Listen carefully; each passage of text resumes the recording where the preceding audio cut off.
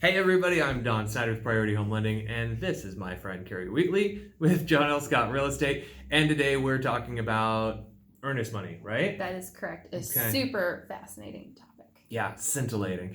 Carrie, what is earnest money and why is it important? So earnest money is basically a good faith deposit that you're going to be making when you submit an offer to purchase a home.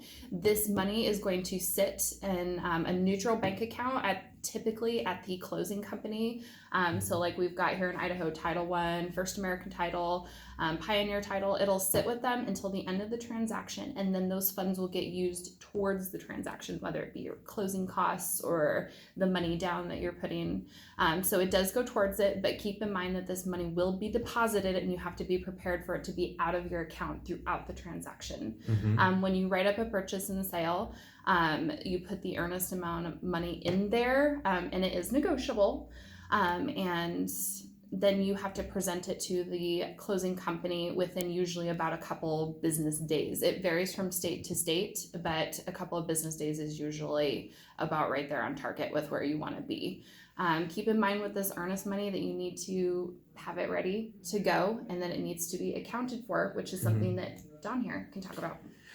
So one of the important things to keep in mind is that cash is the enemy of your mortgage, right? So if you've got a pile of cash under the mattress that you want to use for earnest money, that can present some pretty significant problems, and we'll want to have a conversation about how that works. The earnest money can be gifted to you, but it's important that it be a gift and not a loan, because even a personal loan is going to affect your debt to income ratio, and we're going to have to account for that on your mortgage paperwork and make sure that you're still going to fit within the pre-approval amount that we've discussed. It can also actually come from your asset accounts. There's a variety of places that you can come up with earnest money, and closing costs in general for that matter. And we can kind of discuss the specifics that will work for you and what options may be available, just to make sure that, we don't get into an earnest money situation that's going to really hurt our mortgage situation. The important thing is that it can be traced back to a legal and legitimate source. Right.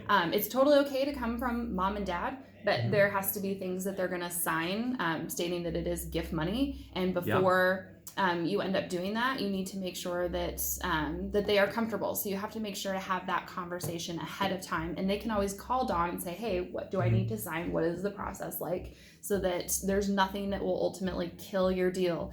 There are some things that happen with earnest money when you can't trace it. It will kill your deal. And that's the goal, is to keep the deal together. That's why we're here to help you. Right, exactly. Get you into that house. At the end of the day, you don't even have to remember this, because we will share all of the details with you again when you're ready, at the most relevant time for you.